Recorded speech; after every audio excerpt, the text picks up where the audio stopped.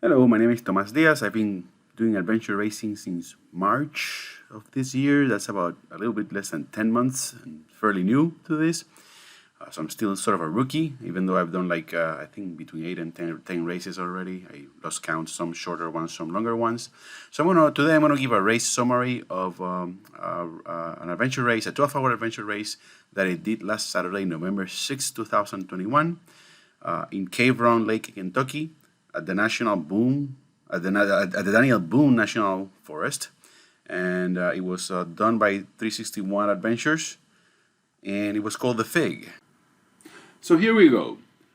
Very little information was given at this race, and when we checked in at 5:30 in the morning, they gave us this, the course instruction. It was a piece of paper, 8.5 by 11, with printed on both sides. This is one side and this is the other. On one side it had the instructions, very little instructions, which is good, I like that. Very interesting instruction here, no bike on boats, more on that later. But we were not given a map at check-in. So that's it. Basically, in essence, there were very few, there was a boat at the bike section, we knew that. It specifically said that the boat, that at the start-finish line, like at the finish line, we should end either with a bike or with a boat. We'd have to carry that. So very simple, there were prohibited sections and 12-hour cutoff.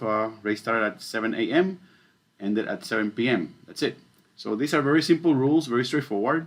So there was a prologue. I mean, the prologue basically, this is the only map that we were given at check-in, which was in essence a little map of where the start location and the finish is. And the prologue is right here on the top of this knoll. It was fairly steep, not as steep as the stuff that we will see before, but it was fairly steep. And the idea was that at the start, 7 a.m., boom, everybody has to go and run towards here. No bikes allowed. And then basically that's where they give you the map, which interestingly enough, the map was not given us before the race. It was just given as part of the race, but we still have to race up to this hill and get the map to spread teams around, and then go back here. That's it. That's what they gave us. We didn't know anything else. They also gave us this. This was the back of the page, and the back of the page had pretty much listed all of the checkpoints. Now, as you can see, they gave us UTM coordinates, but they told us that there was no requirement for plotting. But nevertheless, we didn't have anything to plot with anyway because we didn't have the map. They didn't give us the map here. They just gave us this piece of paper. So what could I do with this? So, at 5:30 a.m., now keep in mind cell phones and GPS is not allowed, but that's during the race. So before the race, I just went in my cell phone and, these UTM coordinates, I went to a toolbox that I found online that will go ahead and I can put the coordinates there. These ads. I could put the coordinates here, and then there was I got these ads here. There was a button here behind this ad. Behind this ad. Well, now I cannot see it.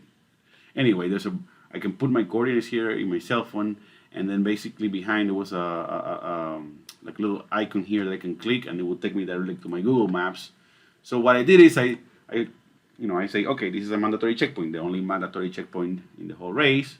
So okay, I took these coordinates, put them in this website, and then it gave me the location. So I said, okay, at least I knew we were here.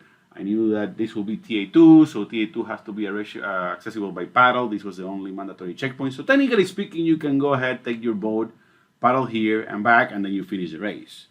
That's it. You finish last, but you finish. And then, okay, what else can I do with this? So I look at the highest elevation point.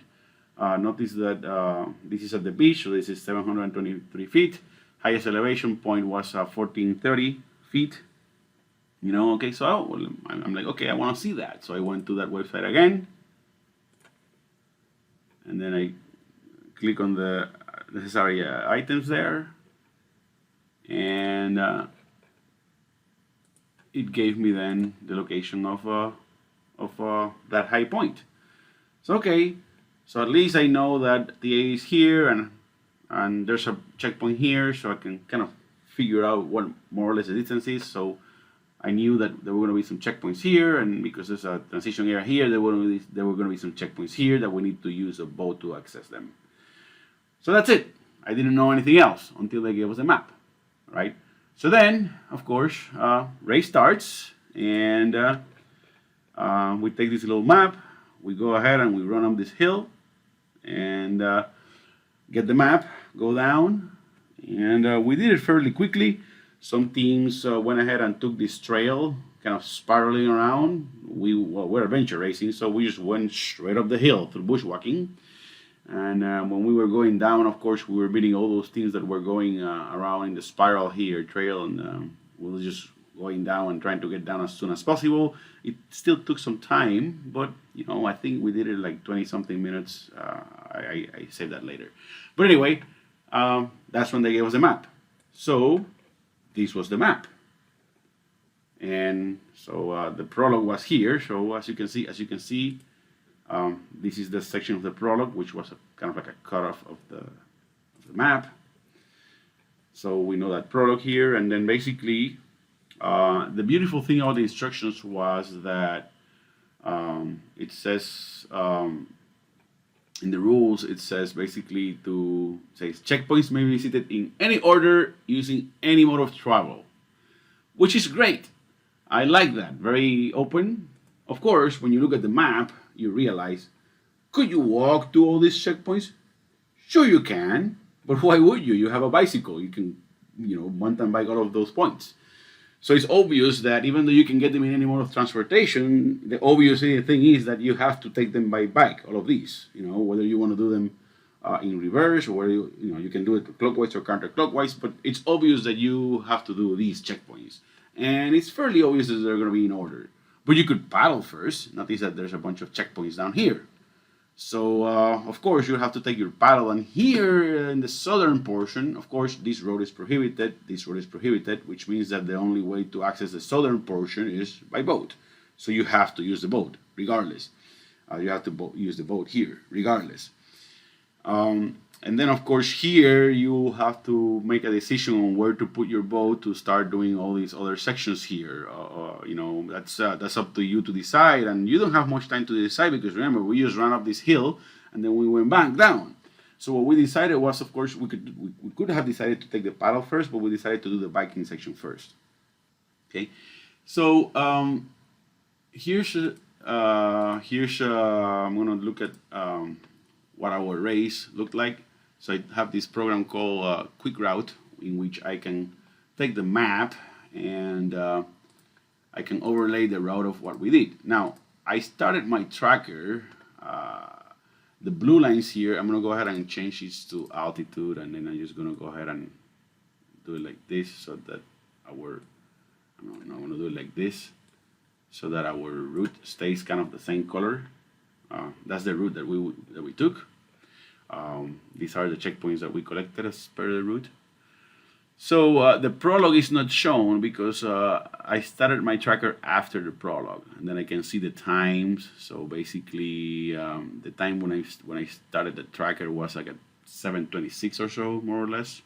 I don't exactly know when I started at the track. So we took some time to see the map. So we stay there looking at the map to try to make good solid decisions.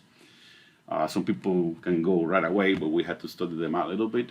And then we plotted the northern portion route, and then the southern portion, we sort of plotted it.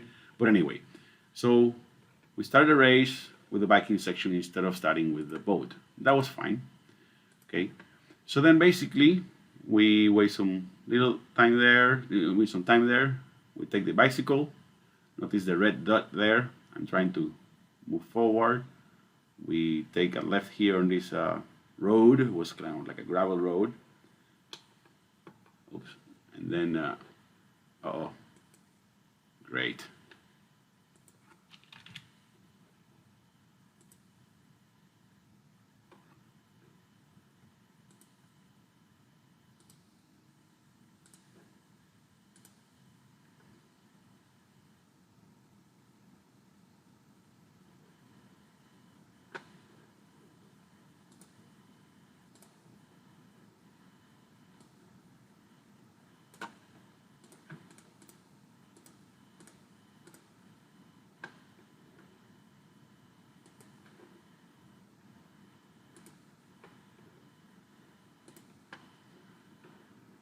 So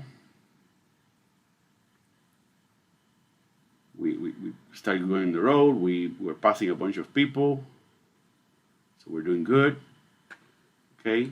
So far so good. We're doing great.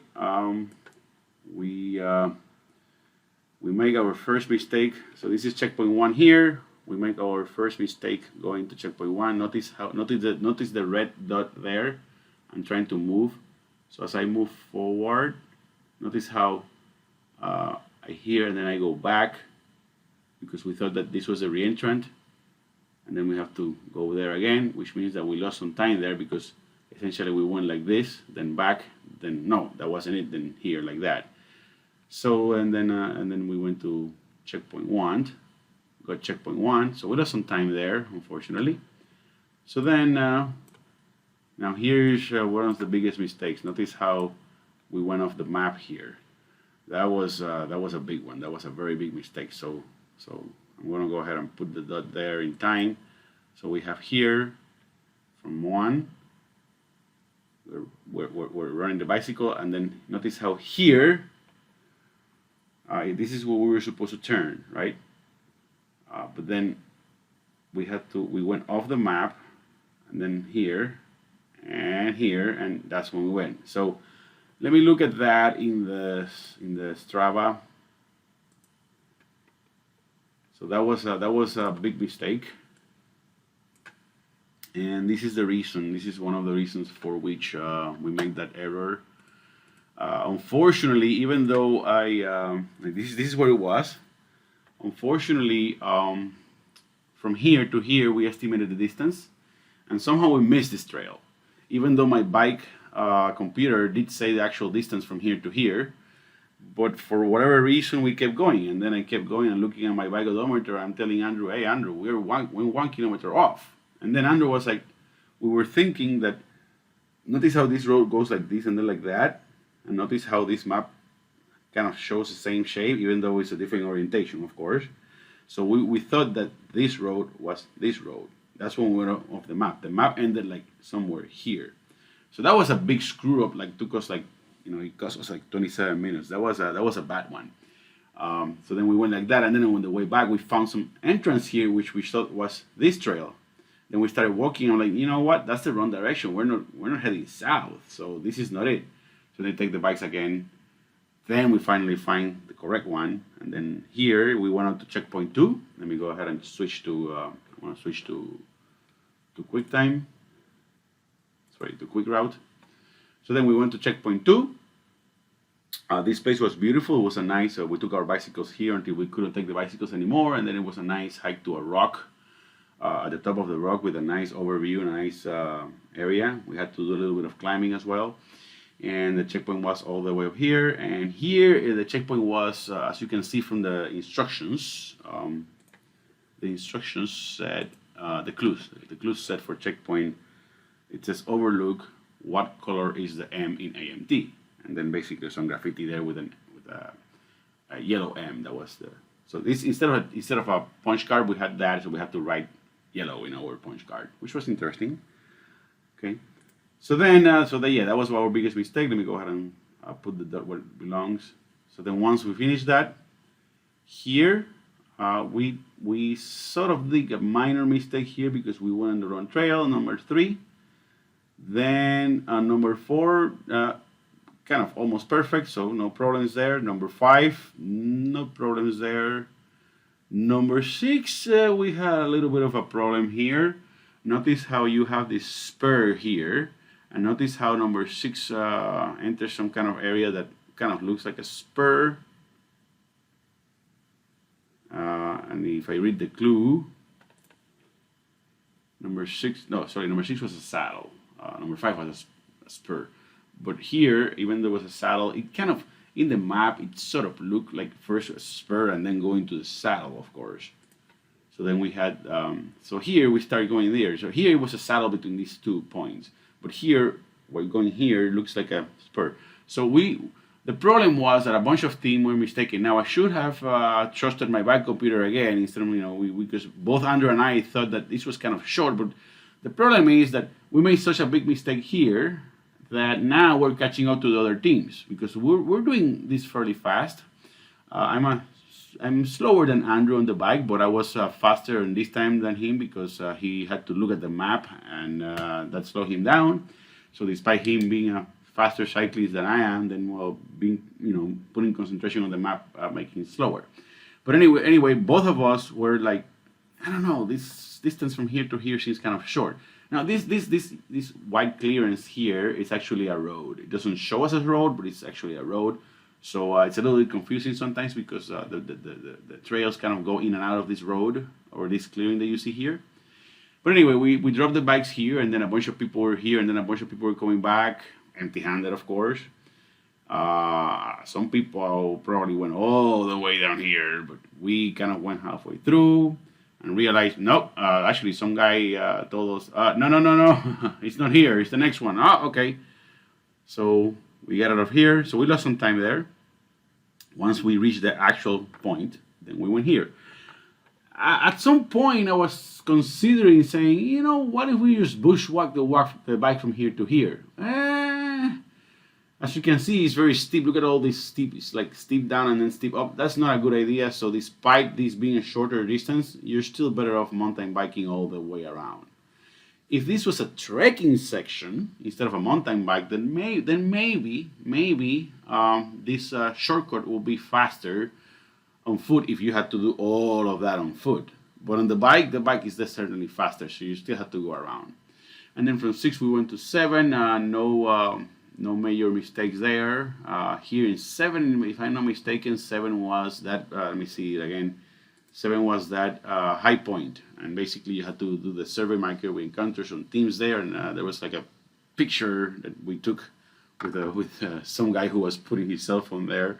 Wanted to put a group picture with everybody who was there. So it was like we just had to write the year of the survey marker, which was right there on the top of the hill.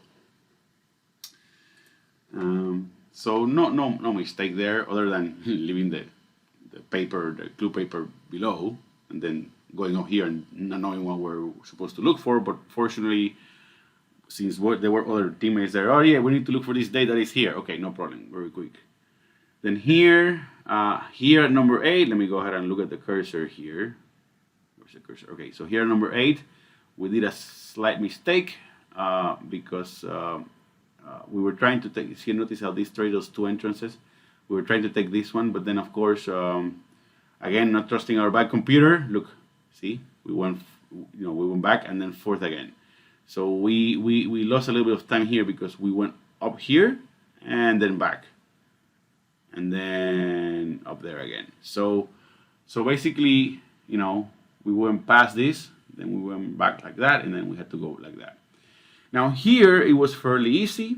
It was a pond. Andrew was really good at detecting this one because he's way better at navigation than I am. I get lost more easily than he does. So here we're looking for a pond. That's what the clue said. I wasn't seeing any ponds. I was confused. So here number 7, pond. So I was very confused. But Andrew, he was better at looking at that pond because see, the pond, it's kind of like elevated. So it doesn't look like a pond that is down. So imagine like this pond being kind of on the top of the hill instead of like something going down. It was interesting. And so when we were down here at the trail, the pond was actually up, like above us. And you don't see water from when we were at. So I'm looking for a pond and I don't see any water. But Andrew was good because he was looking at the trees and he was looking at the clearing. And he was like, no, there's a pond up there. He was like, there's a pond up there because look there's no trees around. There's no trees in this area. So up we go, and sure enough, there was a pond there, and there was a checkpoint right there when Andrew said it. So it's so good. I'm usually racing solo. It's so nice to have somebody next to you, so that we can, if we get lost, we can trace ourselves back quicker and like that than being alone, and somebody like a second set of eyes. So this is good. That's a very good thing about racing with a partner. The bad thing is that, well, I'm used to racing solo. I'm used to having a map. Now I have to essentially memorize the map. In essence, try to look at the map because Andrew he's the main navigator, so he's the one who's better than me at this. So now I have to, whenever we're going from one checkpoint to another, I have to look at the map first and sort of memorize it and figure out things and what to look for.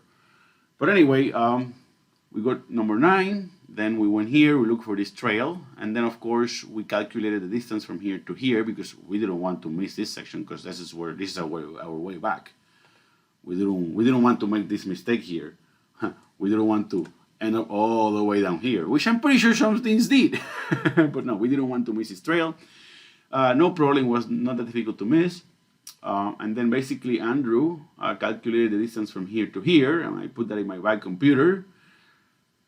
And then on the way here, I'm telling Andrew, don't forget checkpoint number 10. And he's like, oh crap, which is great, because otherwise he would have gone right past by number 10 without remembering that. But no. We stopped here. At number 10, we lost a little bit of time because we went slightly past the checkpoint, and then we came back. And then now from here to here, we were pretty much all downhill, quite steep downhill and very rocky, and everything was shaking. Everything was very shaky, and like at the bottom, we had to adjust our helmets and adjust our map holders and adjust everything else because everything was rattling and everything was all over the place. And when we were going down, even Andrew lost his map, and then I had to go and get the map. By the way, the map is 18 inches by 24 inches, so it's a big map that you have to fold in order to follow this. Okay, so then now we're just hauling ass and going as fast as we can to the here, and then we spend some time here in the transition area. Notice how we cut through the parking lot to get faster there. Okay, and then it's now to the boat. So we take the boat. The southern part is where there's a lot of strategies there involved, because as you can see, the northern part, you can either do a clockwise or counterclockwise loop, and then that's it. So if you are doing this later in the second part, then maybe you can, if you need to, you can skip these 2 checkpoints if you need to, for example, if you're running out of time. No, we did this in the morning, so we're doing all of them. So the northern portion was a straightforward route. So the southern portion, however, was more ambiguous, so to speak. Like there's more scattered around checkpoints with multiple routes, so there's multiple decisions. I'm pretty sure that the southern portion, like teams did all sorts of different configurations and different strategies. We had a strategy initially, and we had to change it on the fly and different things. So anyway, we decided to first go to transition area number 2. Notice how we were paddling quite fast. Not as fast as the fastest teams, of course, but we were quite fast.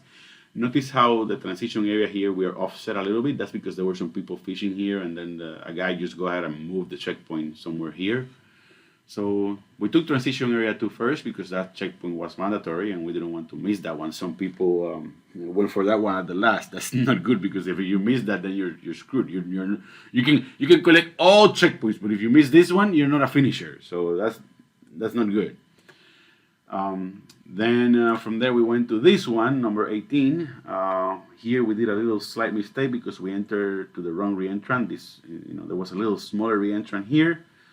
We adjusted quickly, and then land went here, and then went back down. Then we were supposed to go to 17, but we didn't. We actually went here thinking it was 17. Then we realized, no, we're not at 17.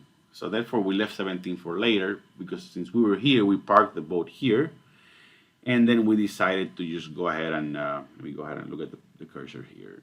So we go here, look at the cursor in red. So here, and then we decided to just go ahead and get the trail and start going and getting all those other checkpoints on foot. So we parked the boat there for a while, and then we returned later. Our plan was to get as many of the checkpoints on the southern portion as possible. So we ran out of these places here. Here we made another slight mistake. As you can see, there's like one reentrant here and another one here. Where's my red dot? Okay, so basically we kind of went up the hill here in this wrong reentrant, and then we stayed uphill, and then here, then we went downhill in the correct reentrant. Here I fell. It was a little almost like a fall on stone and very water flow and everything, and I fell through that like a chute. It was a steep thing, and I hurt my arm, but I was okay. I guess I'm really good at falling now and falling without getting hurt. But anyway, calculating the time from here to here and then the time back, we should have stayed on the creek. I think we lost another 4 minutes there. And then here, another major mistake. We notice how there's a creek here, a steep creek with a re-entrant here. We're looking for 15 here. We realized, nope, we're going south. We're not supposed to be going south. We're supposed to be going east. So then we had to go back, get 15. But nevertheless, we decided to, well, still go here. So we lost some time there. And then go uphill. This uphill was strenuous. This uphill steep here, it was very hard to do. It was very slippery and very muddy and very, very uphill. So it's like one of those things that sometimes you put 1 foot forward and then basically slide down 2 more. It was quite challenging until we found the trail. Then we found 16 fairly quick. Okay, and then let me go ahead and find out what else is down here. Okay, so then we ran here, and here there's a fire tower. Here we had to go all the way out to the fire tower, and instead of having a checkpoint there, they wanted us to count all the metal steps towards the tower. So you had to go to the tower and count the metal steps. I think it was between 82 or 83. At least I counted 83. Andrew counted 82. I told him to each one of us should count separately and see if we were on the same numbers. And yeah, we were on the same numbers, sort of on the same numbers, because they gave a leeway of plus or minus 7 steps, just in case you miss 1 step, so it's fine. Then we went down. Here we run on this road. This is a paved road, nice run. As you can see here, I told Andrew to calculate the distance, and then we started pace counting from this corner to this corner. And then we're looking for this hilltop here at number 20. And I'm pace counting, and when I pace counted, I hit the place right on the spot, but we still kept going forward. And that's where I realized, hey Andrew, no, the hilltop is, hey Andrew, the hilltop is right here. Look at it. So we went down there, found it fairly quickly. We lost some time because we went slightly past it, but Then here we noticed that there's this clearing here. There was another clearing here. You can see, which was like a little trail. You can't see it because now it's overlaid on, it was on top of this. But anyway, here Andrew's navigation skills were very good, because here we were looking at this, and here now we're following pure navigation. We're looking at the terrain and looking at everything. We're looking for this saddle point here. There was we found it fairly quick with the navigations, because he knew we were going up a hill a little bit, and then we were going down, and we followed the compass. We did really nice here. And then, of course, we find the saddle point and then realize there's a trail going back. So even though we did really good navigation here, we should have realized there was a trail coming here. On the way back, how we taking a trail would be faster. But anyway, once we saw the trail, we just used the trail back to the main road. Then here, we did a better navigation here. We followed the top. There was a slight trail here. You don't see the trail here, but there was a clearing, like a white clearing here on the green spots. Then you can see a trail that ended here. So we followed that trail, and then we followed the terrain. We lost a little bit, very few times here, because there's a little saddle here, and we're looking for a saddle, which is this one. But this one was like a minor saddle, and that was not it. Once we see the actual saddle that is more noticeable, then that's where we got our checkpoint fairly quick. Then here we went around this little hill here, and then we knew we needed to keep following this in this direction. And then we know that we needed to look like for a re-entrant, and I was here, and then I spotted the checkpoint from above. I was like right there, but from here, this little corner here, from here to here, was very, very steep. So it was a matter of just putting our butts into the hill and just sliding down the mud until we get to the checkpoint. That's it. That's what we did there. And a lot of time has elapsed by now. So we take this trail, this kind of creek, and here is decision time. Notice how checkpoint 21 is here. So this was at this corner. The time of the day is about 5 p.m. And that's when you start to make decisions, because 5 p.m. Notice how far away we are from the finish, right here. And so in essence, we have 2 hours to run down all of these trails, get our boat, get checkpoint 17, maybe get the other checkpoints here, and then paddle to the finish line. So it's like, okay, we may, depending on the rates here, we may have this in 15 minutes, in maybe 20, maybe 25 minutes. It's like we're kind of far away. So we unfortunately decided to not take that risk because we really didn't know if 2 hours was enough for us to go down here, get our board, get 17, and then get this one. So it's like, okay, so what we did is we made the decision of not getting this one so that we can go down here, get 17 for sure, okay? And then once we get 17, since we're closer, decide if we're gonna go for 13 or not. Okay. So then that's what we did. Then unfortunately, we decided to skip that one. That was the first time that we decided to skip something. Of course, we're probably gonna be skipping these two as well. We didn't know if we were gonna skip this one. It was just a safer bet to skip this one just in case, because we don't want to be late. So we took that, but then from here down there, we run quite fast. So what we did is, let me look at the red spot again. So we're here, and then this was almost at 5 p.m. And then we raced down here, pick up our boat. So that took us about 47 minutes. So it's still substantial. Even though we were running, it's still substantial. It took us 47 minutes to run that. Oh, yeah, and then we also took a wrong turn there, which we shouldn't have. Yeah, we took a wrong turn there, which we shouldn't have. But anyway, despite that wrong turn, we grab our boat, and then, okay, now here, remember, cutoff time is at 7 p.m. Now it's 5:48. Okay, we still have 1 hour. So we paddle to 17. We pick up 17. So now we have time to pick up 13. So we paddle here, put the boat here, then run towards here, then grab our boat again. Now here at this point, we could have grabbed our boat and go to 12. But 12, notice that it's kind of off the beach. So you have to, paddle to that region and then go up that spur. So then, but then now it's 6:34, not much time left.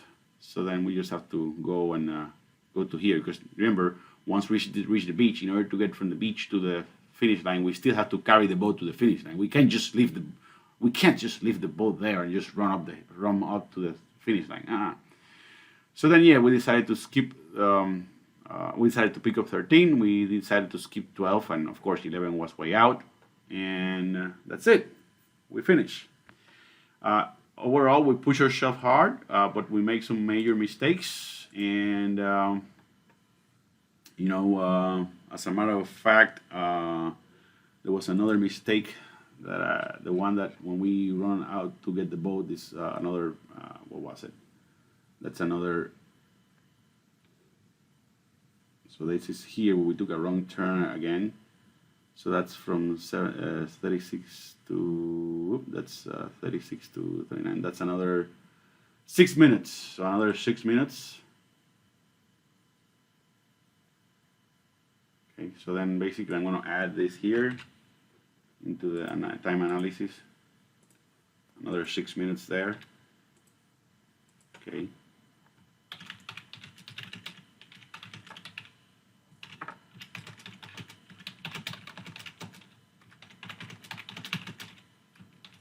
Okay, so here, okay, the prologue, it's about 26. I don't know how much of this is based on my timing that I measure here. I don't know if the prologue was so overall we skipped 3 checkpoints. We made everything but 3 checkpoints. I was still thrilled with the performance. We could have done better, of course. And here's the situation.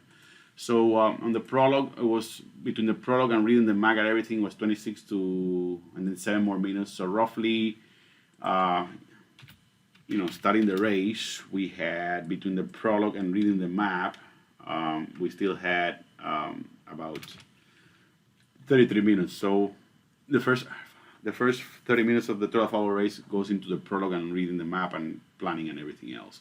Normally, of course, we have in other races we have the map beforehand, and then we can spend more time on the map. But here it's like, okay, we gotta go, we gotta take care of that.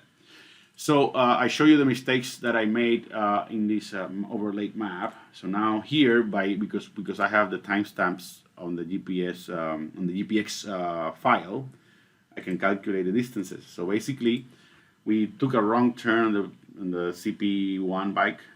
Okay, so that's 15 minutes that we lost there. When we went here off the map, which was hideous.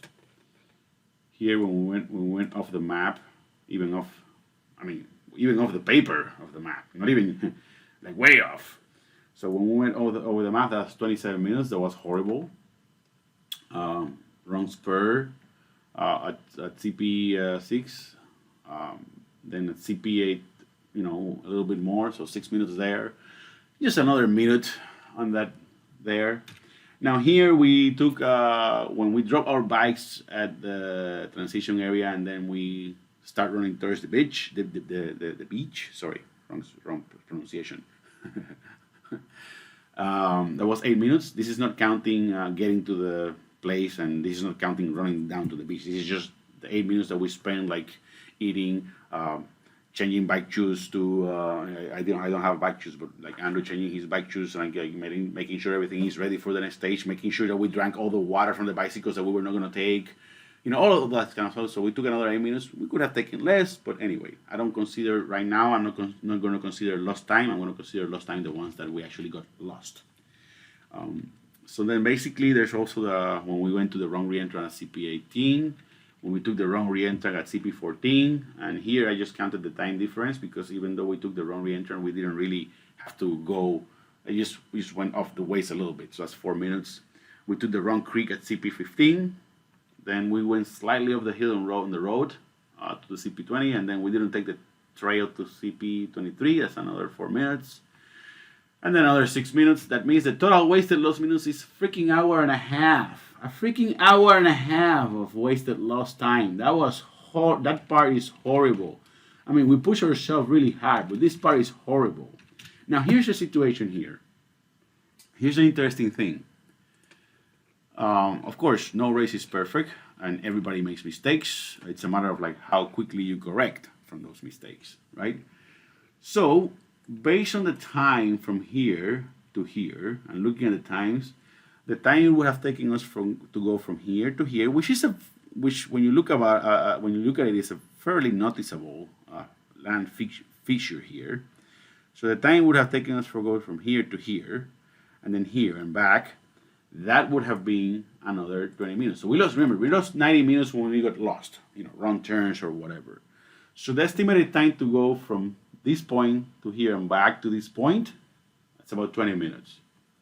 So now the estimated paddle time from CP13 to CP12 beach area, that's 15 minutes. That's the time that I estimated that would have taken us from here to here. So from here to here, and then up the hill here to get this checkpoint. And then of course the time that we'll have to go, if you wanted to go to checkpoint 18, we'll have to either go and run this all the way around, or we could just go like this and then go up this hill here, and then go to 11, okay?